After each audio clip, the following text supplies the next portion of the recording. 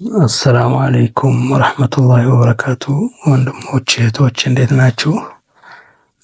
እንደሚታወቀው ሁሌም እንደምንከታተለው ሙስሊሙ ማህበረሰብ በአጠቃላይና በተለይ ሰፊው ሱፊ ማህበረሰብ ከቅርብ ጊዜ ወዲህ ከባድ ፈተና ውስጥ እያለፈ መሆኑ ይታወቃል። ይህ ፈተና ምናልባት በሀገራችን ከታዩ በሙስሊሙ ላይ ከደረሱ ችግሮች፣ ፈተናዎች በጣም ከባባድ ከሚባሉት መካከል አንዱ ነው ማለት ይቻላል። በተለይም ካለፉት 3-4 ዓመታት ወዲህ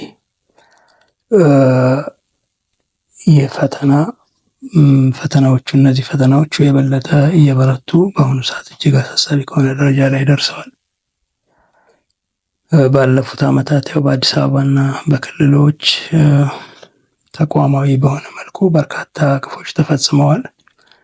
የምዕመናን ድብደባ፣ የመስጊዶች፣ የመድረሳዎችና ሌሎች ተቋማት ነጠቃ፣ ግብግብ፣ የኢማሞች መባረርና እንግልት፣ የዑለሞች መባረርና እንግልት ሊጠቀሱ ከሚችሉ ፈተናዎች መካከል ጥቂቶቹ ናቸው። እነዚህ ሀገር አቀፍ በደሎችና መሳደዶች አሁን ደግሞ ለሚቀጥሉት ዓመታትም ለማስቀጠል የሚያስችል መደላድሎች ለመፍጠር እየተሞከረ ነው። አንዳንድ አግላይና በዳይ የሆኑ ሴራዎች እየተሸረቡ ነው ማለት ይቻላል። ይህ በማህበረሰባችን ላይ ምን ሊያደርስ እንደሚችል መገመት አያዳግትም። ስለዚህ እነዚህን ፈተናዎች፣ እነዚህን ግፎች ለመከላከል የዲን ጉዳይ ነውና የልጆቻችን የወደፊት ዕጣ ፈንታ ነውና እነዚህን ሁኔታዎች መገታት አለባቸው። የተፈጸሙ በደሎች መካስ አለባቸው ወይም መመለስ አለባቸው ወደ ነበሩበት ሁኔታ።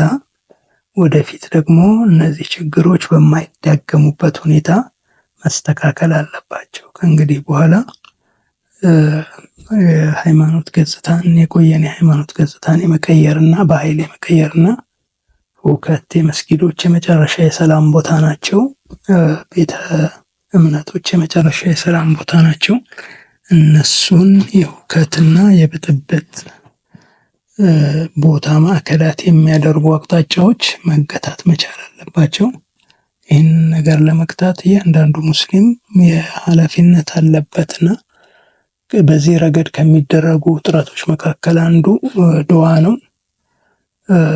እንግዲህ ዑለሞቻችን በረመዳን ብዙ ከመከሩ በኋላ በየሐሪማው ብዙ ካሰቡበት በኋላ እንደው መጀመሪያ እስኪ ወደ አላህ ተውባ አድርገን እጃችንን ወደሱ እንዘርጋ፣ በጋራ እናልቅስ እስኪ የሚል ምክር እና ሐሳብ ውሳኔ በማሳለፋቸው ነገ በሚቀጥለው ጁምዓ አክቹዋሊ ከሐሙስ ሌሊት ጀምሮ ነው ሶላዋቱም ዱዓውም መደረግ ያለበት። ግን በተለየ ሁኔታ ስፔሲፊካሊ ጁምዓ 5 ሰዓት ላይ ጀምሮ እስኪሰገድ ድረስ ባለው ጊዜ መስጊድ ውስጥ ኢዕቲካፍ በመቀመጥ ቢቻል በየመስጊዱ በጋራ በየሐሪማው በጋራ ዱዓ እንዲደረግ፣ ያሲን እንዲቀራ፣ ሶላዋትና ዱዓዎች እንዲደረጉ ነው የተወሰነው።